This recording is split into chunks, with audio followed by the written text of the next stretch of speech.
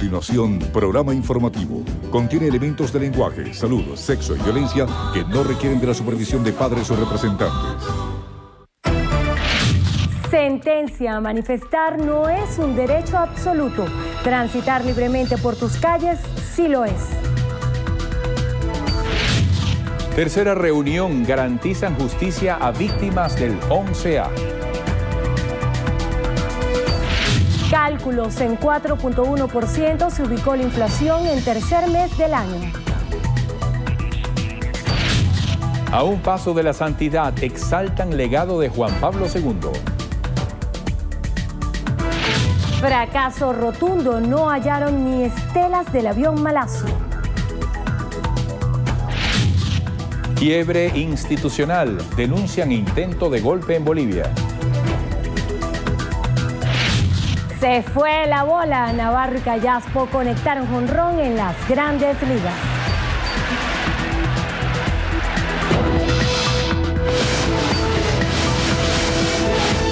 Noticiero Venevisión. Información justa y balanceada.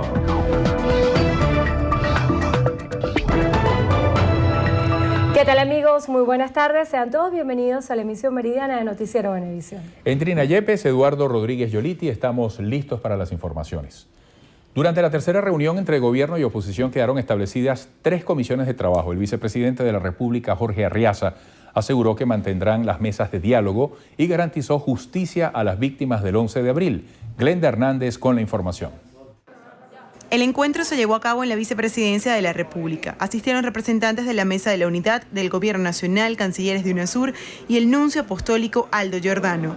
Arriaza aseguró que el objetivo fundamental fue escuchar a los familiares de las víctimas del 11 de abril de 2002. Y sepa Venezuela que nosotros, con este pueblo, vamos a persistir por el camino del diálogo en procura, no de pactos, sino de acuerdos y de agendas de trabajo compartidas en el país, y del diálogo para procurar la justicia sin impunidad. Las comisiones de trabajo establecidas fueron una por la verdad plural, otra que continúe promoviendo la ley de amnistía y otra que abarque temas relacionados a la descentralización en gobernaciones y alcaldías. La preocupación de que hay que producir resultados, hay que avanzar más rápidamente. A ese efecto, además de la reunión semanal, con esta periodicidad que hemos tenido, hemos estado de acuerdo en que vamos a hacer equipos de trabajo, como estaba planteado desde el comienzo. Sin embargo, el vocero de la Asociación de Víctimas del 11 de abril rechazó la propuesta de la ley de amnistía planteada por la MUD. No podemos convalidar ninguna ley siempre y cuando aquí nosotros, ¿verdad?, no sintamos que estamos resarcidos, porque la conspiración, y bien lo decía el Libertador, después de una conspiración viene un perdón, y después de un perdón viene nuevamente otra conspiración, así hasta que nos tumben. Las 3 comisiones conformadas durante este encuentro esperan reunirse por lo menos 2 veces a la semana para discutir resultados positivos que vayan en pro de la seguridad y la tranquilidad de todos los venezolanos. Desde la Vicepresidencia de la República, Glenda Hernández, Noticiero Venevisión. Gracias, Glenda. Mayor presencia policial y desarme de la población son medidas básicas para disminuir el problema de la inseguridad. Así lo plantearon los conferencistas que participan en el Foro Internacional de CEDICE. Liz Flores nos tiene más detalles.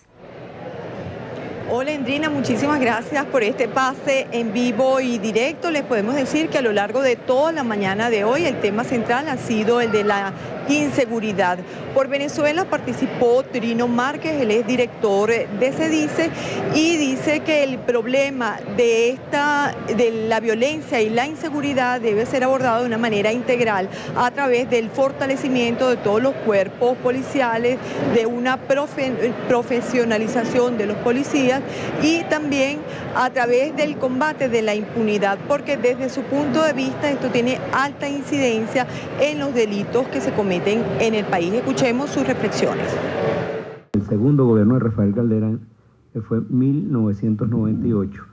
La cifra de muertes violentas en el país fue un poco por encima de 4.000, no llegó a 4.500 personas que murieron por disparos o por armas blancas o en todo caso en hechos de violencia. Esa cifra aumentó en 2013 a la aterradora al aterrador número de casi 25.000 personas. El problema de la inseguridad y de la violencia está muy ligado a la impunidad. Entonces hay que desarrollar una política que tienda a reducir a su mínima expresión la impunidad en el país, porque aquí delinquir, cometer un crimen, en general, cometer un acto delictivo no tiene prácticamente ningún costo o tiene un costo muy reducido. Otra de las ponentes en materia del tema de inseguridad fue la politóloga colombiana Marcela Prieto. Ella hizo un análisis de lo que es la evolución del problema de la inseguridad en Colombia. Destacó que en ese país el tema de la violencia y la inseguridad fue abordado como una prioridad de Estado y dice que gracias a estas medidas tomadas por el gobierno de ese país lograron reducir las cifras de homicidios de 63 homicidios por cada 100.000 habitantes a 30 homicidios por cada 100.000 habitantes. Otro de los aspectos básicos que ella plantea es que en todos los territorios que estaban tomados por el AMPA, el gobierno de Colombia estableció una mayor vigilancia policial, una mayor presencia policial. Escuchemos sus declaraciones. Profesionalización de las fuerzas militares, recomposición de la fuerza policial y el tema de inteligencia, que fue un factor esencial que aprendimos de la cooperación norteamericana. Además de los apoyos económicos puntualmente. Entonces, la combinación de todos estos factores y de priorización, o sea, lo que podríamos llamar voluntad política para que esto fuera, digamos, un tema esencial dentro de la agenda de desarrollo de política pública desde cuando empezó, digamos, el Plan Colombia y se materializó con la política de seguridad democrática, pues empezaba a haber unos avances importantes. La presencia militar no es el único factor para poder recuperar el territorio nacional. Es la presencia institucional, el factor del individuo, el valor del individuo como sujeto social es crucial. Sí, la mayoría de los ponentes que han participado en el tema de la inseguridad han planteado que el desarme de la población es básico. De hecho, Trino Márquez destacaba que en el país actualmente existen más de 2 millones de armamentos o armas en manos de la población de manera ilegal. También, desde su punto de vista, es necesario el fortalecimiento de los valores en la familia. Destaca que en la mayoría de los delitos que se cometen, los homicidios, los robos, los atracos, están personas cuyos hogares están desintegrados. Entonces dice que para lograr una atención integral al problema de la inseguridad es un factor determinante educar a la familia en principios, valores de honestidad. Nosotros vamos a continuar acá, posteriormente haremos un nuevo contacto con ustedes para informarles todos los detalles de este foro internacional de CEDICE. Muchísimas gracias, Liz. Estaremos muy atentos. Seguimos. El presidente de la República, Nicolás Maduro, elogió los frutos de la mesa de diálogo a propósito de la segunda reunión de carácter privado que se efectuó con representantes de oposición y otros actores de la vida nacional del país. Fernando Girón Tosta tiene los detalles. Destacó que en esta ocasión la oposición tuvo la oportunidad de escuchar a los familiares de las víctimas de los sucesos del 11 de abril del año 2002. Este tipo de ejercicios de encuentro de la verdad nos va a dar muy buenos resultados a mediano plazo para ir sembrando valores de paz. Yo celebro las palabras del doctor Ramón Guillermo Aveledo. Tengo que decirlo, cuando dijo que cosas como estas no deben repetirse más nunca en Venezuela, así lo creo de verdad. Los demócratas verdaderos no podemos permitir que cosas como esas se repitan más nunca en Venezuela. Ahí están los familiares de las víctimas de 19 asesinados. Fueron hoy a hablar con la oposición, a explicarle la verdad. Porque la oposición insiste en que dejemos libre, no sé por qué vía, a quien dirigió toda esa matanza, un comisario que está preso, fue enjuiciado. Las declaraciones las ofreció durante la graduación de 1.200 nuevos efectivos de la Policía Nacional Bolivariana. Con esta cohorte suman 68.000 funcionarios egresados de la UNES. Anunció un nuevo despliegue del Plan Patria Segura. En la primera línea del Plan de Paz y Convivencia vamos a hacer el despliegue de 120.000 funcionarios policiales de la Guardia del Pueblo, de la Guardia Nacional Bolivariana, en el Plan Patria Seguro, que va a desplegarse en todo el territorio de las 20 parroquias más violentas del país. El presidente de la República firmó convenios de cooperación con empresarios del área automotriz y electrodomésticos en el marco de la Ley Orgánica de Precios Justos. Este viernes el Gobierno Nacional conmemorará los 15 años de la realización del referéndum consultivo que convocó a una Asamblea Nacional Constituyente. También funcionarios policiales del Plan Patria Segura se desplegarán por todo el territorio nacional. Fernando Girón, Noticiero Venevisión. Gracias, Fernando. El diputado de Primero Justicia, Alfonso Marquina, aseguró que la resolución del Tribunal Supremo de Justicia sobre las manifestaciones pasa por encima de la Constitución. Adriana Andrade nos cuenta. Sí, gracias. Buenas tardes. El diputado de Primero Justicia, Alfonso Marquina, aseguró que la resolución del Tribunal Supremo de Justicia viola los derechos constitucionales de los venezolanos. Él aseguró que continuarán protestando de forma pacífica y de manera permanente. Mira, lo primero que el Tribunal Supremo de Justicia yo tengo que decirle que ni ellos ni nadie puede estar por encima de la Constitución Nacional. La Constitución garantiza la protesta pacífica como un derecho constitucional de todos los venezolanos. En los países democráticos, los pueblos se expresan a través del voto, pero también a través de la protesta y del reclamo popular. Así que el pueblo de Venezuela va a seguir protestando y no puede usted de alguna manera delegar la responsabilidad que tiene el gobierno nacional, no solo de garantizarle la seguridad a todos los venezolanos, sino también de garantizarle la seguridad a aquellos venezolanos que están protestando. Marquina recordó que Venezuela tiene una de las inflaciones más altas del mundo y por ello exigió al Ejecutivo Nacional un aumento de salarios permanente de al menos el 45%. Esta es la información que se genera hasta ahora desde la Plaza Brión de Chacaíto. Con ella retornamos con ustedes el pase al estudio. Muchísimas gracias, Adriana. Este jueves el Tribunal Supremo de Justicia sentenció que manifestar no es un derecho absoluto y que toda protesta pública debe contar con la autorización previa de los alcaldes, quienes pueden cambiar el itinerario escogido, el día y la hora.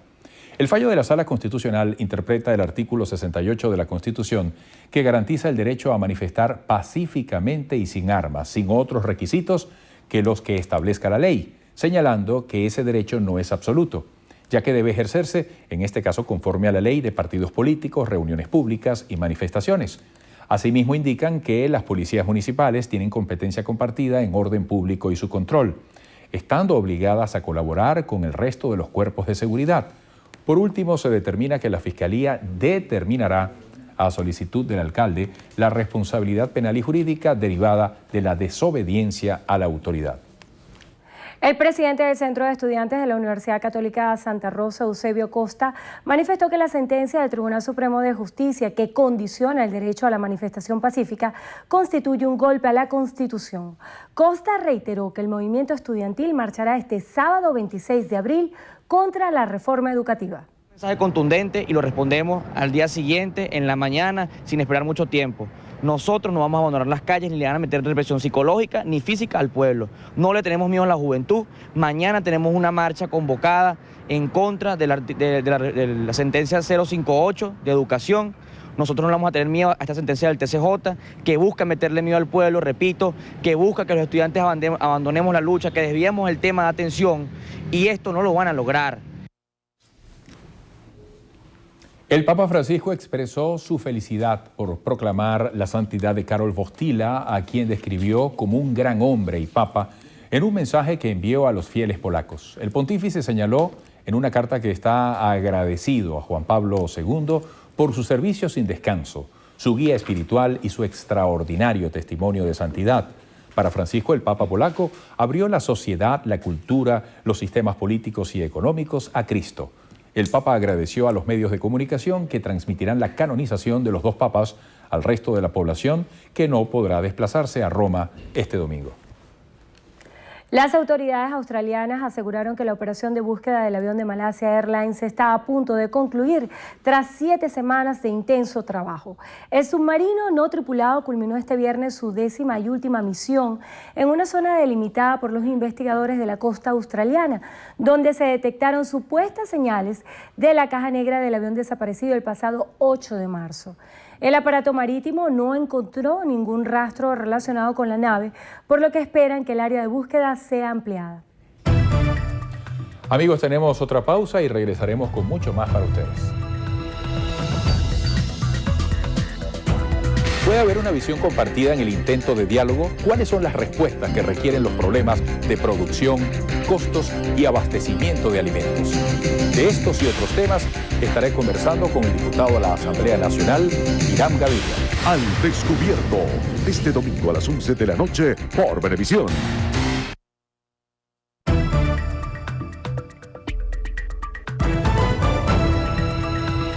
La ministra de la Defensa, almirante en jefe Carmen Meléndez, firmó este viernes 2 convenios con su homólogo argentino, Agustín Rossi, para fortalecer la cooperación binacional de materia de defensa, tecnología, ciencia y educación militar. Hoy en este acto hemos firmado el acta final de esta declaración de Caracas entre los dos ministerios, Ministerio de la Defensa de la Argentina y el Ministerio de la Defensa de Venezuela. El ministro de Defensa argentino, Agustín Rossi, destacó la importancia de proyectos de integración para garantizar la seguridad y defensa de ambos países.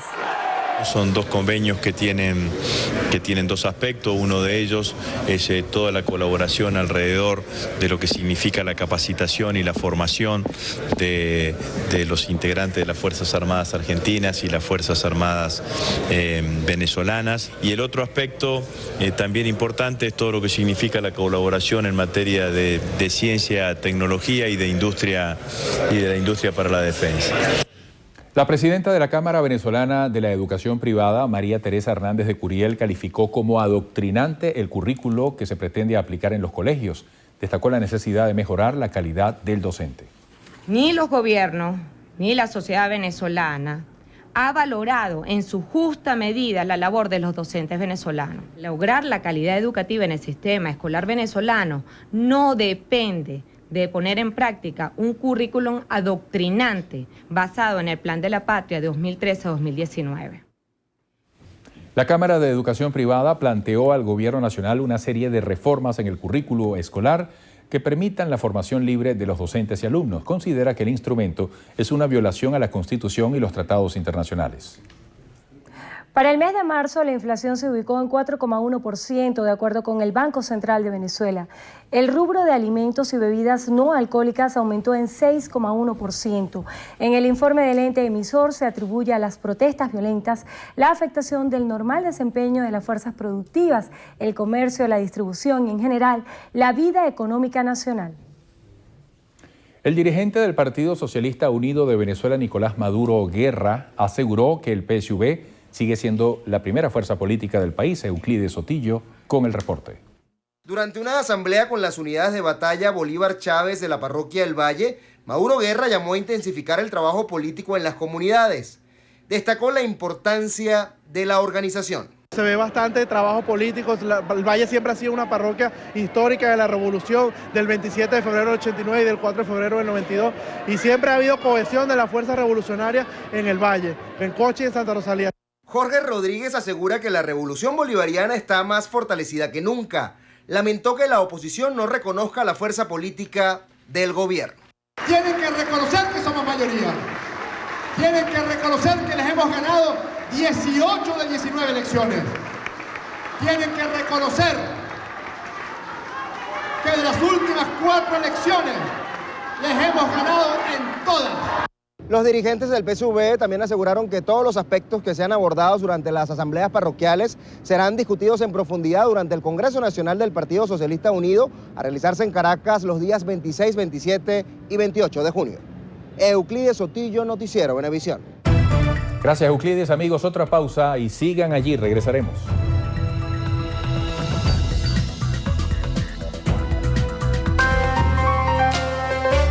Ay, Rolando Padilla, ¿en qué aprieto te he metido? En este programa vamos a buscar al buen amante. ¿Serás tú?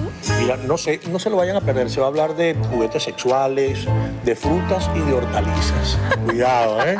Para eso está la doctora, para que nos oriente. Este viernes a la medianoche por Venevisión.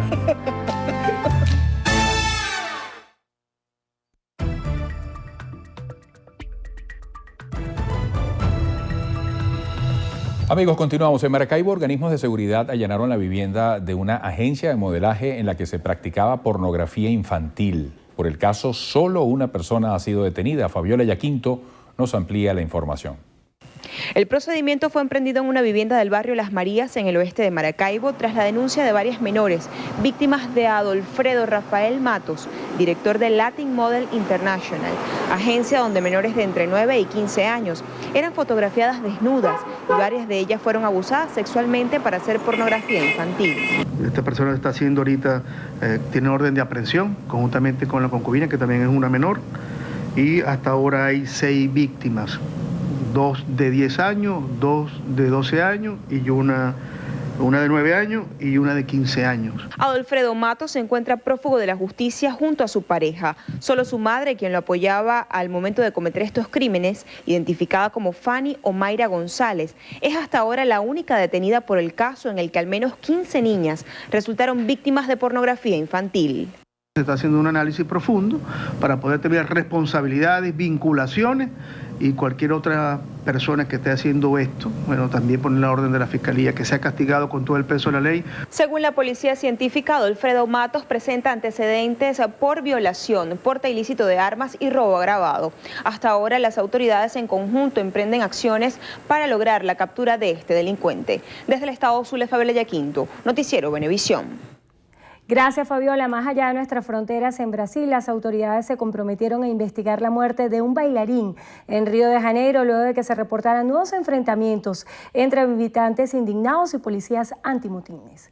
La policía de Copacabana cerró temporalmente la avenida principal del destino turístico y usó gases lacrimógenos y balas de goma para dispersar las decenas de manifestantes que regresaban del funeral del bailarín, que supuestamente murió durante un operativo policial. El suceso provocó violentas protestas que causaron la muerte de otro joven. Amigos, otra pausa y regresaremos en breve.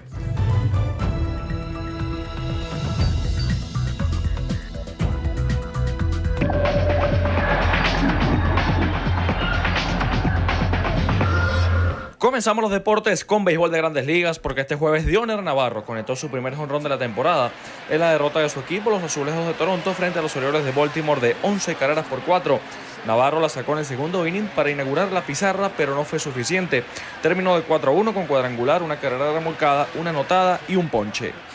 Alberto Callaspo también la sacó para aportar en el triunfo de los Atléticos de Oakland contra los Astros de Houston de 10 carreras por 1. Callaspo ligó de 5-1 con el tercer bolacercas del año, 2 fletadas, una anotada y un ponche. Por Houston, José Altuve de 5-3 y Jesús Guzmán falló en sus 4 turnos con 3 ponches. Nos vamos al Comerica Park, donde los Tigres de Detroit vencieron a los Medias Blancas de Chicago 7-4. Tercer inning y Miguel Cabrera conecta hit para darle la ventaja en la pizarra a los felinos 2-1. En el séptimo episodio volvió a conectar sencillo para remolcar 2 rayitas más y sentenciar la victoria 11 de la temporada de Detroit. Cabrera se fue de 4-2 con 3 impulsadas. Víctor Martínez falló en 4 oportunidades. Quinto inning en el Citi Field de Nueva York y Bob Abreu liga doble por la izquierda la victoria de los Mets de Nueva York frente a los Cardenales de San Luis de 4 carreras por 1. Para Abreu, que fue sexto bate, jardinero derecho y ligó de 3-1, fue su primer hit en las mayores desde el 28 de septiembre de 2012, cuando jugaba con los Dodgers ante los Rockies. Además, fue su primer doble desde el 6 de julio de ese año, cuando se le conectó a Arizona. Terminamos con una lamentable noticia, porque el Barcelona anunció que esta mañana falleció Tito Vilanova, quien fuera director técnico del club y también parte del cuerpo técnico en la época de Pep Guardiola. Vilanova fue operado de urgencia este jueves por una complicación gástrica motivada por el cáncer en la glándula parótida que le fue detectado en 2011. En deportes, Tony Citadino, Noticiero Venevisión. Hola, ¿qué tal amigos? Yo soy Federica Guzmán y desde ya comenzamos nuestro recorrido por las noticias del entretenimiento aquí en Estrenos y Estrellas. La trayectoria artística del reconocido cantautor venezolano Franco De Vita fue exaltada. Y es que el intérprete de Te Pienso Sin Querer recibió el premio Billboard Salón de la Fama por trascender fronteras de géneros e idiomas en casi 30 años de carrera musical. Si pienso en ti otra vez, no fuiste tú quien se marchó. Y otros que no se quedaron atrás fueron nuestros queridísimos Chino y Nacho, quienes también fueron galardonados. El dúo supremo se impuso como mejor dúo tropical del año en los Billboard Latinos 2014. Desde acá les mandamos nuestras felicitaciones por dejar el nombre de Venezuela en alto. Eres mi chica ideal, a quien quiero. seguimos en la música, ya que dos grandes estrellas unieron sus talentos. Nada más y nada menos que el legendario Carlos Santana y el colombiano Juanes versionaron el popular tema de La Flaca, original de Jarabe de Palo. El video fue grabado en Guadalajara durante el lanzamiento del álbum Corazón. Aunque solo uno fuera, aunque solo uno fuera. Cambiamos de tema porque el Divo de Juárez se sigue recuperando de una pulmonía en un hospital de Las Vegas. Familiares y amigos de Juan Gabriel desmintieron que el cantante tenga cáncer terminal, como lo publicó una revista de espectáculos. Su representante también negó que el artista sufra de SIDA o de otra enfermedad que amenace su vida. Y una nueva boda desata la polémica, y es que la famosa Jodie Foster se lanzó al agua. La actriz de 51 años contrajo matrimonio el pasado fin de semana con su novia de 6 meses, Alexandra Hedinson, quien por cierto fue expareja de la reconocida presentadora Ellen DeGeneres, con quien sostuvo una relación de más de 10 años. Así llegamos al final. Yo soy Federica Guzmán. Buen provecho para todos y nos vemos esta noche aquí en Estrenos y Estrellas. Gracias, Federica. Amigos, al regreso en Entrevista Venevisión nos visita Jorge Roig, presidente de Fede Cámaras. No se lo pierdan.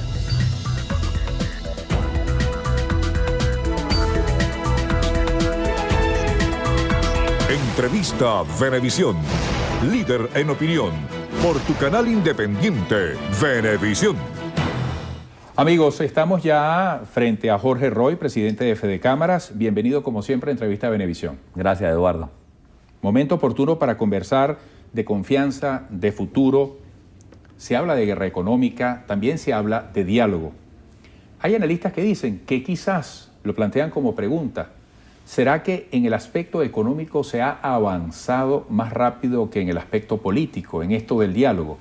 Ayer presentábamos aquí en Noticiero Venevisión unas declaraciones positivas de su parte, haciendo reconocimiento a algunos avances. ¿Cuál es la situación?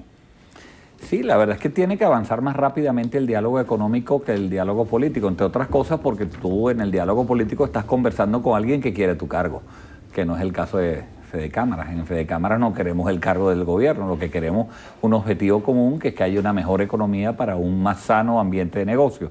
Entonces, ciertamente que la gente nos pregunta muchísimo lo que tú estás diciendo, Eduardo. ¿Para qué están sirviendo esas mesas de diálogo? ¿Han servido para algo?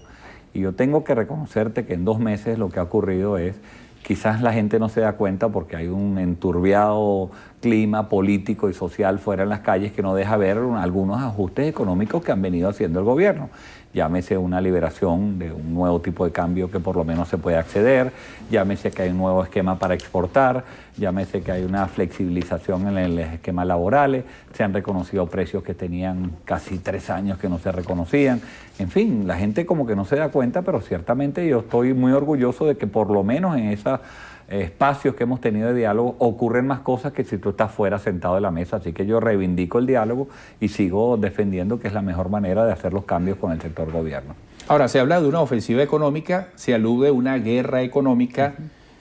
Ustedes como Fede Cámaras introdujeron ante el TSJ una acción contra la ley de costos y precios justos, una acción de nulidad. ¿Qué se plantea? Sobre todo si hoy se tomaran las grandes medidas, las más eficientes, ¿por cuánto tiempo más, no pretendo que lo diga con una varita mágica, pero por cuánto tiempo más se mantendría este tema del desabastecimiento, de las colas, de la incertidumbre? Sí, para nosotros que no nos gusta tanto el tema ese de guerra económica, hubiera sido mucho mejor haber presentado este esquema que está ocurriendo en vez de una ofensiva económica. ¿Tú te imaginas que lo hubieran llamado un plan para incentivar la economía? Nos hubiera gustado mucho más, pero bueno, el gobierno lo ha llamado plan de ofensiva económica. Hay ciertos puntos de los cuales no nos hemos podido poner de acuerdo, como tú señalas. La ley de precios justos, el gobierno cree que es una excelente ley, que va a mantener los precios justos. Nosotros creemos que es una muy mala ley que va a perjudicar al consumidor y que va a traer mucho más desabastecimiento y más inflación.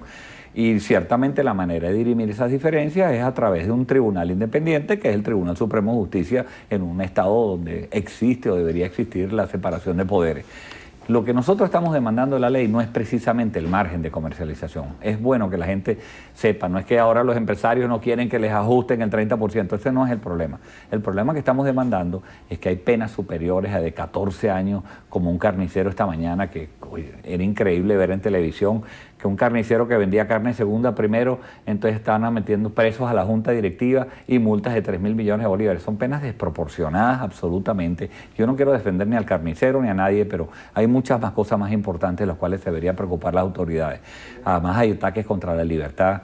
Ahí se declara de utilidad pública a todas las empresas. Por supuesto que no estamos de acuerdo con el gobierno. Y el que no estemos de acuerdo, dirimimos la diferencia ante el Tribunal Supremo de Justicia y eso no significa que nos levantemos en la mesa. Tenemos diferencias y vamos a transarla con un tribunal. Parto de un ejemplo. Voy a plantear varios puntos en esta pregunta. Los vehículos. Se llegó a un acuerdo para regular sus precios. La gente quiere saber cuáles van a ser los vehículos regulados, quiere verlos, tiene que tener acceso a ellos. Esto tiene que ver con la productividad en un escenario de alta inflación reconocida ya formalmente por el propio Banco Central de Venezuela. ¿Cómo podemos producir más? ¿Cómo podemos ver los vehículos? Sí, y lo de producir más no es solamente en vehículos. Ojalá, ¿cómo podemos producir más en todos los rubros? Que es lo ideal. El tema de los vehículos es un tema mucho más complejo. Primero porque no se ha hablado con todas las ensambladoras. Recuerda que lo que anunció el presidente Maduro es que habló con 3 de las ensambladoras y van a publicar los precios. Bueno, ahora falta ver si hay carros que respondan a esos precios, porque de nada sirve, como lo dijo el presidente Maduro, que tú pongas unos precios y no encuentres el producto. Pero además no se ha hablado con otras ensambladoras. Pero creo que el tema de fondo con las ensambladoras pasa por ser un tema laboral. Mientras tú le tengas que asignar a cada trabajador 2 vehículos y eso se transforma además en una reventa precisamente por las distorsiones del mercado cambiario, es muy complejo planificar cuál debe ser la política automotriz de un país. Creo que ese es un tema bien complicado, pero hay otros rubros en los que podemos ir avanzando, donde lo importante es que el discurso presidencial en estos momentos es un discurso de producir más en Venezuela e importar menos. Y ese discurso, por supuesto, que los empresarios no solamente lo acatamos, sino que lo incentivamos y es en el que nosotros creemos. Ahora fíjese, Roy, yo planteaba el tema de los vehículos, como usted lo entendió, como un simple ejemplo. Pero me refiero a la productividad en todos los sentidos, que en un país como el nuestro, altamente importador, tiene una alta dependencia del pago de deuda en divisas, de lo que debe importarse, ya sea como producto terminado o aquellos insumos a ser transformados. ¿Cuál es la perspectiva y qué se ha avanzado en ese sentido? Hubo un pequeño avance, que por fin hubo un reconocimiento de la deuda del sector empresarial con el extinto Cadivi. Por lo menos se reconoció que se va a pagar un 30%, es un buen paso y lo hemos así celebrado, de que es un buen paso, pero no estamos contentos con eso. Tú cuando le debes algo a alguien, tú no le puedes decir te va a pagar el 30% y olvídate del resto. Lo que queremos es que haya un reconocimiento total de la deuda sin que eso implique que a lo mejor el pago no es inmediatamente ahora, pero solamente el hecho de reconocer que existe esa deuda para el mundo internacional, para los proveedores que tienen las líneas de crédito cerradas, le devolvería un poco la confianza al país. Yo creo que es importante que el gobierno revise lo que tenga que revisar. Si encontró que hay corrupción, bueno, pues que lo diga, que 1000 veces más hemos dicho que publiquen las listas de Cadivi, pero si no, que empiecen a pagar cuanto antes, porque eso devuelve el clima internacional que necesita para que se abran ciertas líneas de crédito necesarias para que la bicicleta y la economía siga girando otra vez en el país. Roy, uno escucha muchos sectores decir que esta es la crisis más importante en la historia de Venezuela o en los últimos tiempos. Hoy es el día del bioanalista. Se han pronunciado también la salud privada, la salud pública. Insisto con la productividad.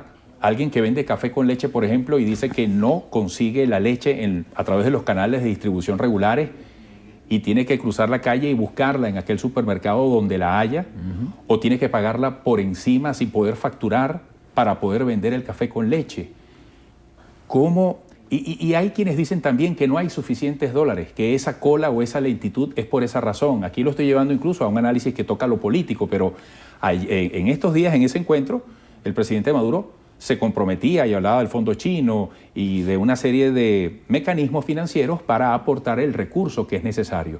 Bueno, dentro de la ofensiva económica se habla de una inyección de recursos para financiar la productividad. ¿Qué dice al respecto? Eso fue un anuncio, aunque no fue todo lo clarificador que nosotros hubiéramos esperado, fue un anuncio positivo, que podamos ingresar a unos fondos que hasta ahora habían sido vedados al sector privado y que eran fundamentalmente el sector público. Hoy es una buena noticia, pero falta saber, bueno, cuáles son los fondos que hay en el Fonden, cuánto hay en el fondo chino, para qué son esos fondos, van a ser para inversión. Pero el ejemplo que tú pusiste de tú ir a comprar una leche y no encontrarla aquí, pero sí encontrarla en el buhonero, significa que el problema no es tanto de escasez en algunos casos, en otros sí hay escasez. En ese caso es un tema de precio. Entonces tú tienes que devolver toda la economía a los precios que realmente tienen que tener los productos. Pero hay otros donde tú tienes que incentivar un aparato productivo que está muy desgastado, que rompiste las líneas de producción, a lo mejor le diste los dólares al que hizo la leche, pero no le diste los dólares al del envase o no le diste al de la etiqueta. Entonces, volver a componer esa línea de productividad y de producción no va a ser fácil, va a llevar un tiempo y no tengo buenas noticias en el corto plazo, no puedo ser optimista en el corto plazo. Lo que sí soy optimista es que si se siguen haciendo las cosas bien, este país realmente tiene cómo salir de la crisis económica mucho más rápidamente que otros países que ciertamente tienen peores condiciones que el nuestro. En el corto plazo está el 1 de mayo. Ya uno escucha sectores decir que pedimos o aspiramos tanto por ciento o cual otro. Hay un cuadro inflacionario muy alto. La gente se toca el bolsillo. ¿Cómo se le plantea la situación al empleador del sector privado? Que también es una papa caliente para el sector público, que igualmente es empleador. Pero ¿cómo vamos a llegar a ese 1 de mayo en las genuinas aspiraciones del trabajador que siente que el sueldo no le da? Mira, cualquier aumento de sueldo que se haga por la vía de decretos, que no venga acompañado, cualquier aumento de sueldo que se haga por la vía de decretos, que no venga acompañado por la vía de un aumento de la productividad, eso es sal y agua, se va a desvanecer. De nada sirve que aumentemos cualquier porcentaje que podamos poner si al mismo tiempo tú estás aumentando los precios en un porcentaje mayor. La inflación de este año va a ser del 70%. Yo creo que hay que pensar en una política salarial que recupere el valor real del salario de los venezolanos cuanto antes. En Fedecámara hemos recibido este año, producto de estas mesas de diálogo, la posibilidad de que nos consulten en cuál va a ser nuestra posición y estamos preparando nuestra propuesta, que aún no la hemos terminado de pulir, pero ciertamente que va en esa forma. Eso tiene que ir correspondido con un aumento de la productividad, si no de nada sirve que a los trabajadores los alegres ahora con un aumento salarial de repetitivo de cada año para que después vayas a comprar los productos y no te alcance el dinero. Que presiona la inflación, ¿no? Así es, mientras más sea el aumento, más presionará la inflación. Entonces eso es una tragedia porque es el perro que se muerde la cola continuamente. Entonces tratemos de romper ese círculo vicioso para convertirlo en un círculo virtuoso donde el trabajador pueda tener un ingreso que le permita vivir dignamente. Pero ¿cómo se come eso? Usted acaba de decir una política salarial. Por ejemplo, hay un sistema de inamovilidad en este momento. ¿Qué consideraciones habría que incluir en una política salarial? ¿Qué habría que revisar para ir a una definición de este tipo? Bueno, por ejemplo, que más gane el que más trabaja. No puede ser que haya gente que no asista a trabajar, que en estos momentos tengamos una inamovilidad que permite que muchísima gente no asista a sus puestos de trabajo y esté ocupando puestos de gente que sí pudiera estar buscando puestos de trabajo. Que midamos cómo gana más quien más está produciendo, quien tiene más efectos en la productividad. Entonces una política salarial es que tú, después de que te retires, después de un tiempo, no hayas vivido solo de tu salario, sino que tengas un sistema de seguridad social que te permita retirarte con dignidad y eventualmente pues tener una vejez digna. Yo creo que es mucho más que un simple salario que te paguen al mes. Todas esas cosas hay que discutirlas. La inamovilidad, como tú bien señalas, Eduardo, es un tema muy complejo porque permite una perversión en el movimiento laboral donde tú te sientes que tú puedes hacer lo que tú quieras en el trabajo, nadie te puede despedir y tú le estás quitando el espacio a gente que sí quisiera trabajar y ser productivo. Tenemos que discutir eso. En este momento el gobierno ha estado bastante negado a discutir el tema de la inamovilidad, pero creo que va a llegar el momento que nos tendremos que sentar en la mesa para ese tema. Roy, de manera muy reflexiva, el concepto de estatización, de expropiación, que bueno, nos ha puesto ante escenas difíciles entre sector público, privado. Siempre será interesante revisar el histórico de los resultados de aquellas empresas que estuvieron en manos privadas y ahora intentan la productividad de una manera más eficiente en manos públicas. Está allí el debate, si el modelo es capitalista o es socialista. Hasta hace poco no se le veía a usted ocupar un mismo espacio físico con altos ejecutivos del gobierno, incluyendo al presidente Maduro. ¿Qué expectativas tiene usted con este concepto que también ha sido polémico, el del diálogo? Porque incluso hay gente en la oposición que no cree en eso. Es que los diálogos tienen que basarse en confianza. Mientras el gobierno no siga confiando en sus empresarios y sus empresarios no sigan confiando, empiecen a confiar en su gobierno, los diálogos son improductivos. De nada sirve que estemos sentados en una mesa, el sector económico, si afuera hay un reclamo de países, de muchachos jóvenes que tienen legítimas protestas y legítimas formas por las cuales estar protestando, un diálogo político que no avanza a la misma velocidad con la que avanza el diálogo económico. Entonces yo creo que el diálogo es un diálogo general. Un presidente de la República tiene que abrir las puertas para todos los que fue electo y para los que no fue electo. Y creo que hay unas un avance en ese sentido. Pero repito, de nada va a ocurrir si no hay un diálogo desapasionado. Y lo primero es definir conceptos. A lo mejor lo que entienden por socialismo ellos. Yo entiendo un socialismo maravilloso como el de Noruega y el de Finlandia. Ahora, si me habla de un socialismo como el marxismo, donde elimina la propiedad privada, entonces no estemos hablando de socialismo. Vamos a ponernos de acuerdo cuál es el concepto y seguramente vamos a poder avanzar muchísimo más en un tema de diálogo, porque hay términos con los cuales nos están alejando profundamente. Así que yo creo que lo primero es ponernos de acuerdo si estamos hablando del mismo idioma y después dónde podemos avanzar. Si es un socialismo, ¿hay un espacio para el sector privado? ¿Cuál es el espacio? ¿Cómo podemos hacer para vivir? ¿Podemos convivir los dos, un gobierno con sus empresas privadas? Ese es el tema que yo creo que está en discusión en este momento. En este momento el tiempo, y siempre es muy importante, el factor tiempo. Y desde hace mucho tiempo el sector privado viene clamando por respuestas concretas. ¿Cuál es la importancia de lograr resultados en el corto y en el mediano plazo, en esta situación económica, que va a ser una referencia para que la gente sepa si el diálogo está dando o no frutos? Lo que pasa es que pareciera que estamos como en una economía de guerra. O sea, el sector de los pollos tiene un problema, entonces le otorgamos unos dólares al sector de los pollos para que haya pollo. Entonces salimos corriendo al otro a pagar una candelita por allá. Y así no funciona la economía. Ciertamente lo que tiene que dar frutos, y si no, tengo que ser absolutamente pesimista en ese sentido, si no se abre un compás de diálogo donde todas las líneas de producción haya un diálogo desapasionado y empieces a cubrir de una forma global y general el tema del económico, no vamos a dar fruto. Mucho podemos estar avanzando con algunas cosas accesorias que reconozco se ha avanzado. Mucho podemos estar avanzando con cosas que nos molestaban de hace mucho tiempo y por lo menos nos estamos encontrando. Pero en todo caso reivindico el diálogo, Eduardo. Prefiero estar ocupándonos justo viendo lo que está pasando con estos objetivos que hemos logrado en poco tiempo, que estar desde fuera, estar reclamando sin participar en la mesa. Así que reivindico el diálogo y creo que es la única forma que tenemos los venezolanos de resolver nuestros problemas. Ese puede ser un buen titular para los que están siguiendo esta entrevista. Muchas Agradecido gracias por la visita, mucho éxito. Gracias a ti, Eduardo. Jorge Roy, presidente de Fedecámaras, hoy en entrevista a Venevisión. Queda más para ustedes con Endrina. Gracias, así es, Eduardo. Antes de despedir, tenemos una información. Vargas Llosa, invitado internacional del Foro de CEDICE, aseguró que en Venezuela están limitadas las libertades democráticas. Liz Flores nos presenta los detalles. Hace muy breves momentos acaba de concluir la rueda de prensa ofrecida por Álvaro Vargas Llosa. Escuchemos sus reflexiones. Pero en este momento, que es una etapa previa a eso, que es un movimiento de defensa y reivindicación de la democracia, no se debe partir esa unidad, lo que no significa que las distintas estrategias no sean válidas. La negociación puede eventualmente, en un escenario de mucha presión, llevar al gobierno al convencimiento de que solo conversando puede haber una salida y de pronto se pone a negociar de verdad. No lo está haciendo hoy, pero puede que eso ocurra. Entonces, no renunciamos a esa vía del todo, ¿no es cierto?